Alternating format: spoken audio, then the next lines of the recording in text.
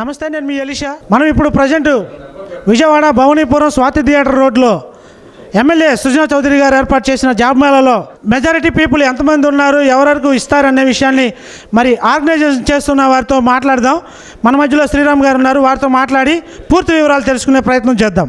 సుజనా చౌదరి గారు మన ప్రీతమ నాయకులు, పశ్చిమ నియోజకవర్గ శాసనసభ్యులు.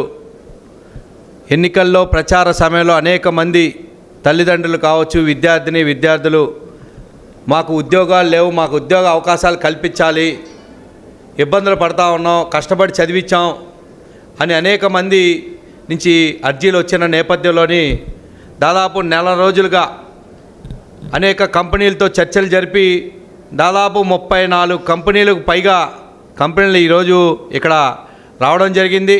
పొద్దునుంచి సాయంత్రం లోపు 2500 ఉద్యోగాలు ఇవ్వడమే లక్ష్యంగా ఈ యొక్క జాబ్ మేళా కొనసాగుతూ ఉంది. యువత పక్కదారిని పట్టిన పరిస్థితి ఉంది. గంజాయి ఆంధ్రప్రదేశ్గా, డ్రగ్ ఆంధ్రప్రదేశ్గా మార్చేసిన పరిస్థితి ఉంది. కొత్త వరవడితో ఎన్డీఏ కూటమి ముందుకెళ్ళబోతూ ఉంది. సార్, ఈ ఉద్యోగాలు మళ్ళీ వాళ్ళకి స్టూడెంట్లకి ఎప్పుడెప్పటికి వచ్చే అవకాశాలు ఉన్నాయంటారు?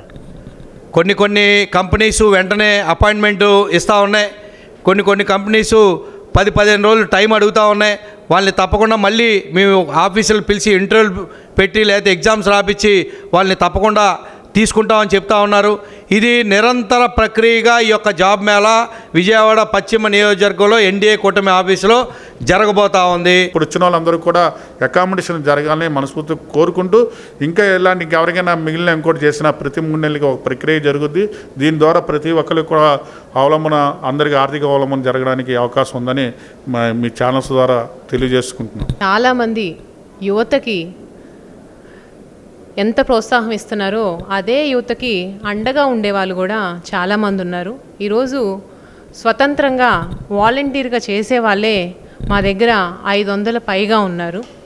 ప్రతి ఒక్క హెచ్ఆర్కి అప్లికేటెడ్ చేయడం కానివ్వండి, అదేవిధంగా ప్రతి ఒక్క ఎవరైతే ఉద్యోగాల కోసం వస్తున్నారో వాళ్ళందరికీ కూడా తగిన విధంగా రిజిస్ట్రేషన్ దగ్గర ఏ విధంగా ఉండాలి, హెల్ప్ డెస్క్ దగ్గర వాళ్ళకి ఏ విధంగా హెల్ప్ చేస్తున్నారు అని చెప్పి ప్రతి ఒక్కరు వాలంటీర్ కూడా ప్రతి ఒక్క వచ్చిన నిరుద్యోగికి హెల్పింగ్గా ఉంటూ ఈరోజు హెచ్ఆర్స్ దగ్గరికి తీసుకొచ్చేంత వరకు కూడా వాళ్ళ బాధ్యత వహించడం జరుగుతుంది. కెమెరామెన్ వేణుతో Elisha, fire TV network, Vijayawada.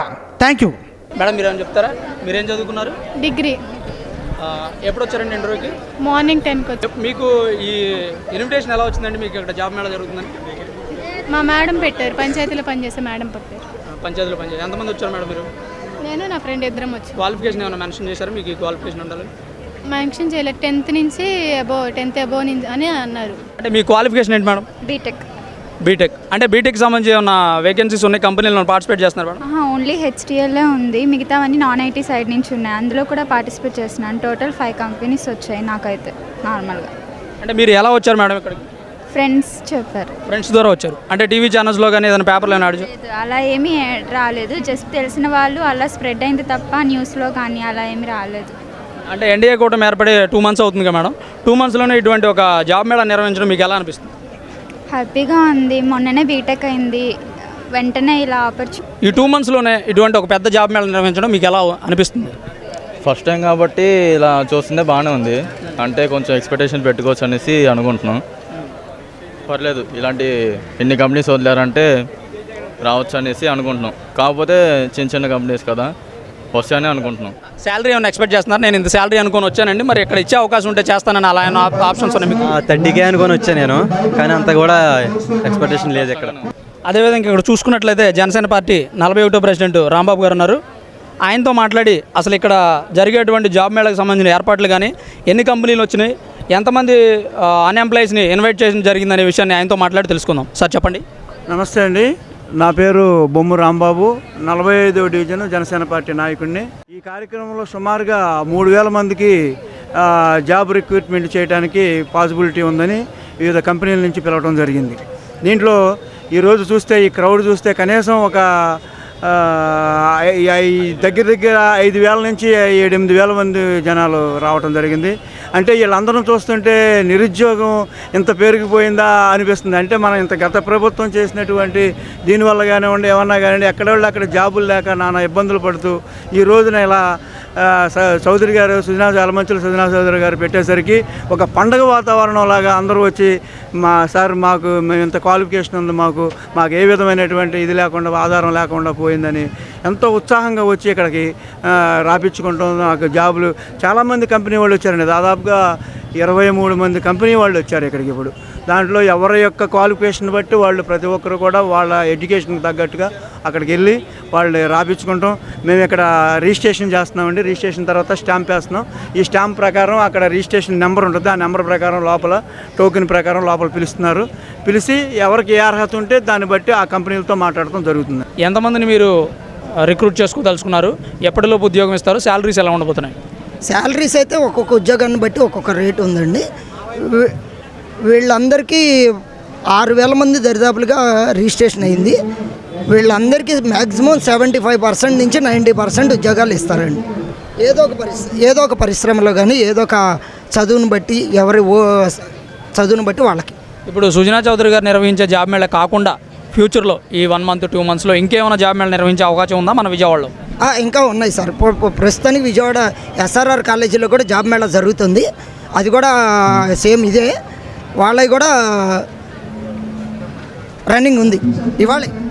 ఈ అన్ఎంప్లాయ్మెంట్ పెరిగిపోయింది, రాష్ట్రం నాశనం అయిపోయింది అనే విషయాల్ని మన మాజీ సీఎం జగన్మోహన్ రెడ్డి గారు ఇదంతా ఒట్టి కుట్రని, అలా ఏం జరగలేదని రాష్ట్రం అభివృద్ధిలో నడుస్తుందని అంటున్నారు కదా, దీని మీద మీ ఒపీనియన్ ఏంటి? ఎప్పటి నుంచి సార్ అభివృద్ధిలో నడుస్తుంది? 2019లోనా 2024లోనా? అంటే ఆయన ఏమంటున్నారంటే రాష్ట్రం మంచిగానే ఉంది, మేము పరిపాలించినంతకాలం, వీళ్ళు ప్రత్యర్థులు మాత్రం ప్రాపకాండ చేస్తూ ఉన్నారు, మేమైతే అభివృద్ధి పదంలో నడిపించడానికి ప్రయత్నం చేసాం, ఉద్యోగాలు ఇచ్చాం, రాష్ట్రాన్ని అభివృద్ధిలో నడిపించామని ఆయన అంటున్నారు. దీని మీద మీ ఒపీనియన్ ఏంటి? అందుకే కదా సార్ మీకు ప్రతిపక్ష హోదా కూడా లేకుండా తిరగేసి మరగేసి 11 ఇచ్చారు. 151లో 5 తీసేసి మీకు 11 ఇచ్చారు. అది తిరగేసిన 11, మరగేసిన 11. మరి అదేవిధంగా చూసుకున్నట్లయితే ఇప్పుడు ఇక్కడున్న జనాభాలో మీరు ఎంతమందికి ఉద్యోగం ఇవ్వడానికి అవకాశం ఉందంటారు? ఒక 6,000 మంది దాకా వస్తున్నారంటారు కదా, 32 కంపెనీలు పార్టిసిపేట్ చేస్తుంటే 6,000 మందికి ఉద్యోగం వచ్చే అవకాశం ఉందంటారా? మ్యాక్సిమం వస్తాయండి, ఎవరి చదువును బట్టి వాళ్ళకి. ఇక ఆ జీతాలు చాలకపోతూ ఉంటే వాళ్ళు ఆగిపోయిన వాళ్ళు అయిపోతారు తప్పితే మ్యాక్సిమం 75% నుంచి 90% ఉద్యోగాలు వస్తాయి. ఇవి కాకుండా గవర్నమెంట్ ఉద్యోగాలు ఏమైనా వదిలి ఉన్నటువంటి అర్హులైనటువంటి అభ్యర్థులకు ఇచ్చే అవకాశం ఉందంటారా? ఇప్పటికే టీచర్ పోస్టులు వేశారు కదా సార్, ఇంకా వస్తాయి. ఒకేసారి కొండ ఎక్కలేం కదా, నిదానంగా ఎక్కుతాం. ఇప్పుడే అధికారంలోకి వచ్చాం, 2 నెలలు పూర్తయింది. ఇంకా ఏమేమి ఉన్నాయో సమీక్షలు చేస్తున్నాం, మిగతాయి కూడా ఇచ్చే ఏర్పాట్లు జరుగుతాయి. ఉపాధి అవకాశాలైనా కానీ కల్పిస్తారు. మీకు మాదిరిగా కియా పరిశ్రమను బయటికి పంపించలేదు, మీకు మాదిరిగా గల్లా జయదేవ్ గారిని ఇబ్బంది పెట్టలేదు.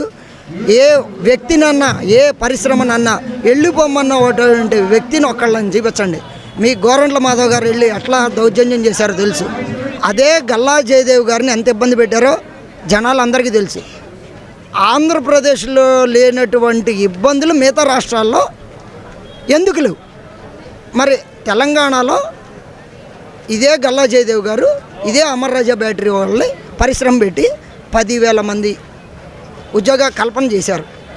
డైరెక్ట్ ఇండైరెక్ట్గా ఎంతమంది అనేది మాకైతే లెక్కలు తెలియదు. లులు మన ఆంధ్ర నుంచి తరిమి కొట్టారు. అదే మీ కేటీఆర్ మీ సన్నిహితుడు, మీకు అన్న లాంటి వాడు తీసుకెళ్ళి హైదరాబాద్లో పెట్టుకున్నాడు. మరి ఆడి సంఖ్య ఏమన్నా నాకారా లేకపోతే ఏమైంది? మీరు ఇచ్చింది వాలంటీర్ ఉద్యోగాలు 5,000 రూపాయలు 4 లక్షల మందికి.